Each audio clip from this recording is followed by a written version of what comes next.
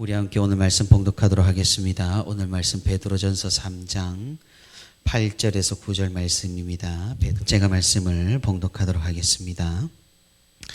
8절입니다. 마지막으로 말하노니 너희가 다 마음을 같이하여 동정하며 형제를 사랑하며 불쌍히 여기며 겸손하며 악을 악으로 욕을 욕으로 갚지 말고 도리어 복을 빌라. 이를 위하여 너희가 부르심을 받았으니 이는 복을 이어받게 하려 하심이라. 아멘. 오늘도 이렇게 하나님과 동행하기 위해 새벽기도의 자리에 나온 우리 모두 성도 여러분 진심으로 환영하고 또 축복합니다. 함께 말씀 듣는 가운데 또 기도하는 가운데 하나님의 크신 은혜와 위로가 풍성히 있기를 주님의 이름으로 소망합니다. 사도 베드로는 이제 곧 교회를 향해서 심한 세상의 핍박이 다가올 것을 알고 있었습니다. 어떻게 알았냐면 사도 베드로가 무슨 그런 예언의 능력이나 그런 것이 있어서 알았다라는 것이 아니라 시대 상황이 정말로 그러했고 점점 교회가 어려워지는 상황 가운데서 익히 예상을 할 수 있었던 것 같습니다. 사도 베드로는 그런 상황에서 그리스도인들에게 이런 시대에 고난을 받는 시대에 우리에게 무엇이 필요한지 또 어떻게 하는 것이 이런 고난을 이겨내는 정도인지를 알려주고 있다라는 겁니다. 그것은 바로 다른 것이 아니라 교회가 하나가 되고 그리스도인들이 하나가 됨으로써 서로에게 사랑이 있어야 하고 서로에 대한 지원이 필수적이라는 그런 권면입니다. 이런 사도 베드로의 권면은 우리에게 분명한 방향을 제시하고 있습니다. 그것은 고난을 받지 않는 방법을 우리에게 알려주는 것이 아니라는 겁니다. 오히려 고난이라는 것은 우리 그리스도인들에게 필수적인데 그 고난을 어떻게 이겨낼 수 있는지를 지금 말씀을 통해 말하고 있다라는 사실입니다. 그러니 신자들이 고난을 당하고 박해를 당한다면 하나님의 역사하심과 섭리하심을 끝까지 믿으며 이 믿음으로 하나님께 소망을 두고 견디어 낼 것까지 사도 베드로는 권면을 하고 있는 것을 살펴볼 수가 있다라는 겁니다. 이런 베드로의 권면은 오늘날 우리에게 큰 영감을 줍니다. 왜냐하면 고난 자체를 거부하고 평안함만을 추구하는 오늘날의 교회와 성도들의 현실 가운데 이 고난이라는 것의 중요성과 올바른 믿음에 따른 고난은 필수적으로 찾아온다라는 사실을 기억하게 만들어주기 때문입니다. 사실 우리가 신앙생활을 하다 보면 이 고난 당하는 것이 우리의 변명거리가 될 때가 많습니다. 물론 고난을 당하는 성도를 우리는 긍휼히 여겨야 하고 물심양면 도와야 하는 것은 바람직하지만 자신이 고난을 당한다고 신앙적인 부분에서 소홀히 하는 경우, 그런 변명거리로 고난을 사용하는 경우가 많다는 것이 현실이라는 거죠.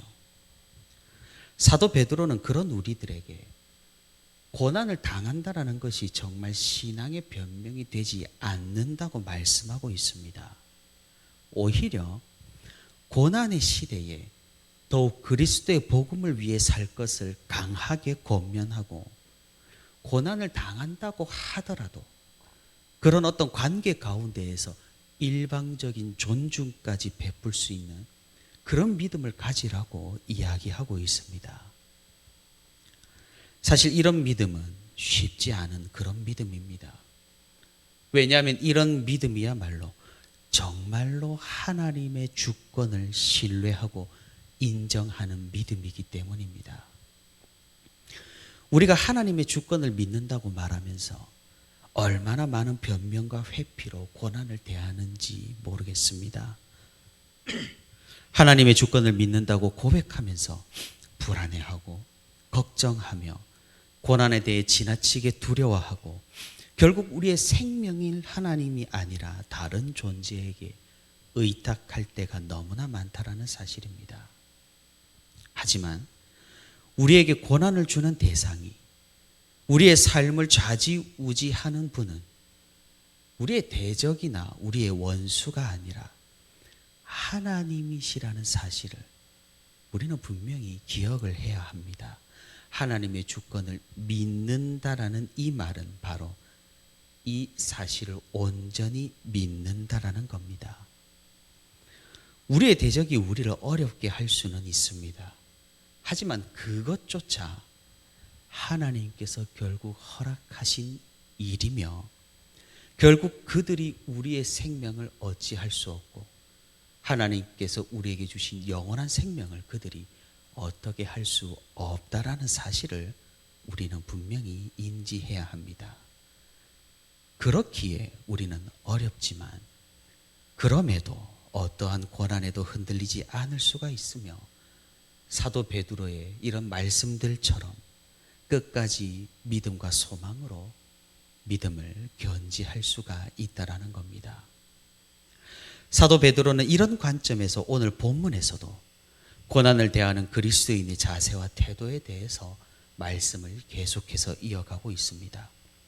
우리가 앞서 살펴본 본문들에서 베드로는 종에게 어떤 주인에게 박해를 당하는 종들에게, 그리고 남편에게 박해를 당하는 아내에게, 그리고 그리스도인으로서 가정을 꾸리고 살아가는 남편에게 권면을 했습니다. 이런 권면들을 오늘 본문으로 이제는 요약 정리하고 있습니다. 그래서 오늘 본문 8절에서 마지막으로 말하노니라는 이런 표현은 이 베드로전서 편지 전체 마지막으로 정리한다는 그런 말이 아니라 앞선 모든 권면들, 종들에게, 아내에게, 남편에게 하는 권면들을 지금 이렇게 두 구절을 통해서 정리를 해보겠다는 그런 의미입니다. 그렇다면 베드로는 우리가 어떻게 해야 이런 삶에서 다가오는 고난들, 신앙생활 하면서 생겨나는 고난들, 우리가 그리스도를 믿음으로써 발생하는 고난들을 이겨낼 수 있다고 말씀하고 있는가요? 그것은 8절 하반부에 나와 있습니다. 먼저는 마음을 같이 하는 겁니다. 그리고 다음은 서로 동정하는 겁니다. 그리고 형제 자매를 사랑하는 것입니다. 그리고 또한 불쌍히 여기는 것입니다. 마지막으로 겸손하는 것입니다. 여기에서 다른 것들은 우리가 익히 들어서 알고 있는 내용입니다만 마음을 같이 한다라는 첫 번째 이 권면은 하나됨의 정신을 가지라는 그런 권면입니다. 그럼 우리는 무엇으로 하나가 되어야 할까요? 우리가 누누이 살펴보고 있습니다. 그것은 바로 공동의 목표인데 복음입니다. 우리는 그리스도의 복음으로 하나된 존재라고 이야기를 합니다. 서로 생김새도 다르고 성격도 다르고 무엇이나 하나 공통점이 별로 없는 사람들일지라도 이 복음으로 하나로 통일이 된다는 그런 사실입니다. 그래서 이 복음 전파라는 하나의 목표를 가지고 마음을 같이 하고 하나됨의 정신을 가진다면은 우리가 이런 공동의 목표를 가지고 함께 신앙생활을 한다면 주위에 고난이 오더라도 우리가 하나됨으로써 이겨낼 수 있다라는 그런 베드로의 권면인 것입니다. 우리가 바로 이런 믿음을, 이런 마음을 가져야 한다라는 것이죠. 마음을 같이 하고 형제 자매를 사랑하며 서로를 불쌍히 긍휼히 여기고 겸손한 마음을 가지는 것이 바로 고난의 시대를 살아가는 그리스도인들이 가져야 할 자세라는 겁니다. 그리고 이런 마음을 가지는 것이 바로 고난을 이기는 힘을 가질 수 있는 길이고, 고난이 오더라도 우리가 공동체로서 이겨낼 수 있는 방편이 된다는 사실입니다. 사도 베드로는 반대의 경우도 우리에게 말씀하고 있습니다. 만약 우리가 이렇게 살아가지 못한다면 구절의 상황을 우리는 맞이하게 됩니다. 그것은 베드로가 이미 앞서 말한 바 있듯이 복수를 꿈꾸는 사람이 되어버린다라는 것입니다. 우리가 왜 개인적으로 복수를 하려고 한다라고 말씀을 드렸습니까? 그것은 하나님의 주권을 믿지 못하고 다른 사람들이 우리 삶을 좌지우지했다라고 우리가 여길 때, 우리가 그렇게 믿을 때 하나님이 아니라 이 세상의 악한 권세가 우리를 좌지우지한다라고 생각을 할 때 우리는 복수를 한다라는 겁니다. 하나님께 맡기지 못하고 자기가 무언가를 억지로 일으키는 그런 태도이니 이것은 바람직한 태도가 아니라고 말씀을 하는 것이죠. 그러니 우리가 올바른 믿음을 가지고 있다면 바로 오늘 본문 9절의 말씀과 같이 행동한다라는 겁니다. 그것이 무엇입니까? 악을 악으로 갚거나 욕을 욕으로 갚는 것이 아니라 오히려 원수를 위해 복을 빌게 됩니다. 그리고 이를 통해서 도리어 우리가 복을 받게 된다라는 사실입니다. 사도 베드로는 그럼 어떤 근거로 우리가 이런 일을 해야 한다라고 말씀하고 있는가요? 단연 그리스도입니다. 그리스도께서 우리에게 본을 보여주셨습니다. 오히려 이런 십자가 고난을 통해 예수님께서는 축복을 받으셨고 그 축복이 넘쳐 흘러서 온 세상에게 그 영향을 미치셨습니다. 그리고 그 십자가와 부활로 인하여서 악에 대해서 영원한 승리를 거두셨다라는 사실입니다. 우리는 이런 그리스도를 따르기 위해, 뒤따르기 위해 부르심을 받은 존재라는 사실이죠. 그러니 우리가 그리스도인이라면 그리스도를 따라서 이렇게 살아야 한다라는 그런 말씀입니다. 사랑하는 성도 여러분, 우리가 살면서 사실 얼마나 자잘한 복수들을 하면서 살아가고 있는지를 모릅니다. 어린 아이들도 본능적으로 맞으면 때립니다. 어른들은 이와는 다르게 훨씬 교묘하게 복수를 한다라는 겁니다. 상대방을 피하면서 무시를 한다거나 혹은 공동체 가운데서 따돌린다거나 혹은 뒤에서 험담을 한다거나 야합을 하여서 다른 방법으로 보복을 하는 것이 바로 우리들입니다. 이런 복수의 행위는 교회 안에서도 질비합니다. 우리는 그리스도인으로서 이런 행위를 멈추어야 한다라는 말입니다. 그래서 오늘 본문에서 말하는 복수를 한다라는 것이 무슨 어떤 거대한 피해를 상대방에 주기 위해서 어떤 그런 계획을 꾸미는 그런 것만을 이야기하지 않는다라는 겁니다.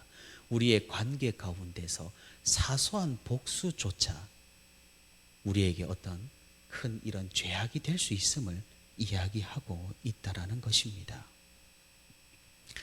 그래서 오히려 고난의 시대에 이런 복수의 행위를 멈추고 하나님을 믿는 믿음 가운데 서로 사랑하고 겸손하고 서로를 긍휼히 여기는 그런 자세와 마음이 정말로 필요하고 이것이 있을 때 우리 가운데서 고난을 극복할 수 있는 힘이 생겨난다라는 그런 말씀입니다.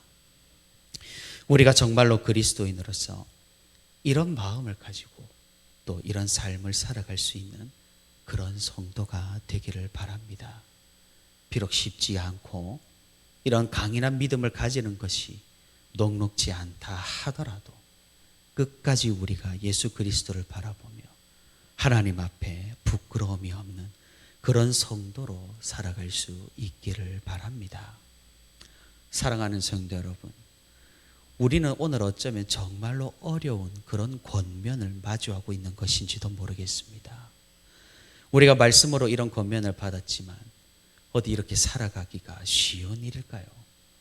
전혀 복수를 하지 않고 하나님께서 신원해 주실 것을 믿으며 인내하고 고난에도 견디며 그리스도인으로 선을 행하고 자기에게 피해를 주는 사람들에 대해서 복을 빌 수 있다는 것이 어디 우리에게 가능한 일일까요?